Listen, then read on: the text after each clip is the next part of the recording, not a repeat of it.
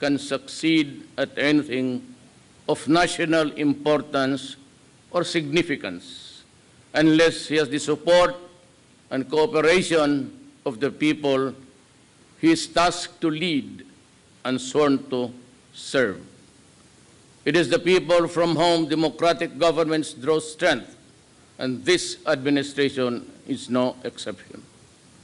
That is why we have to listen to the murmurings of the people, fear their pulse, supply their needs, and fortify their faith and trust in us whom they elected to public office. Who advance the assessment that the problems that bedevil our country today, which need to be addressed with urgency, are corruption, both in the high and low echelons of government, criminality in the streets, and the rampant sale of illegal drugs in all strata of Philippine society, and the breakdown of law and order, true but not absolutely so.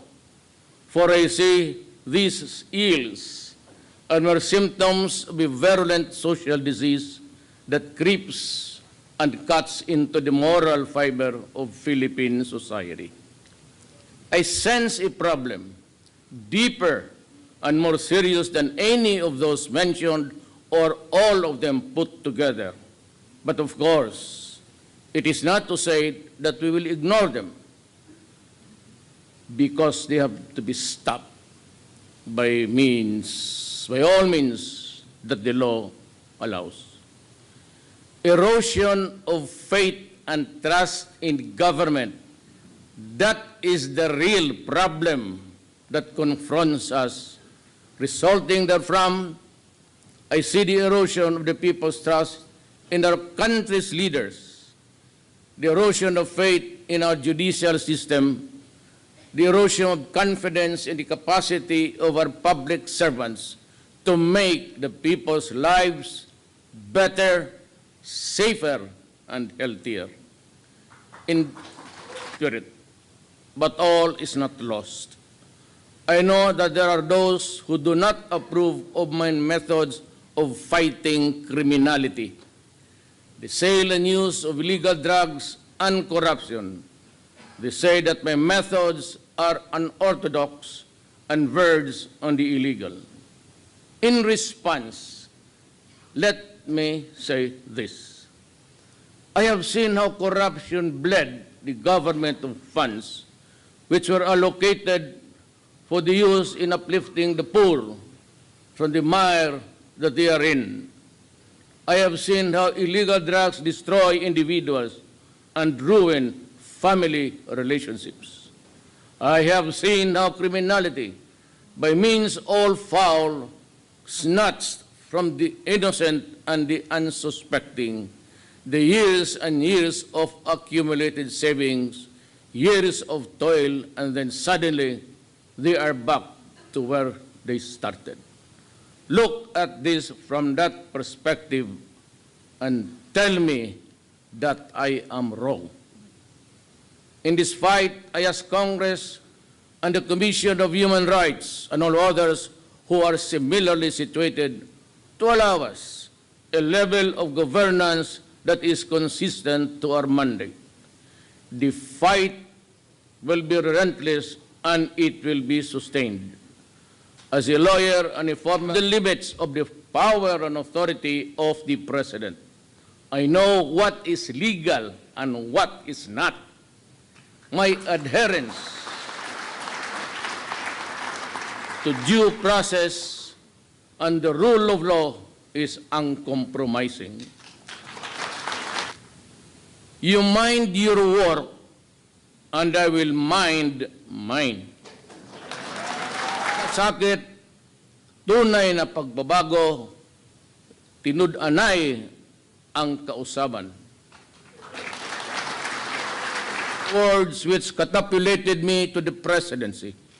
The slogans were conceptualized not for the sole purpose of securing the votes of the electorate, Tinud-anay ang kabaguhan, mao kani ang tumong sa atong gobyerno.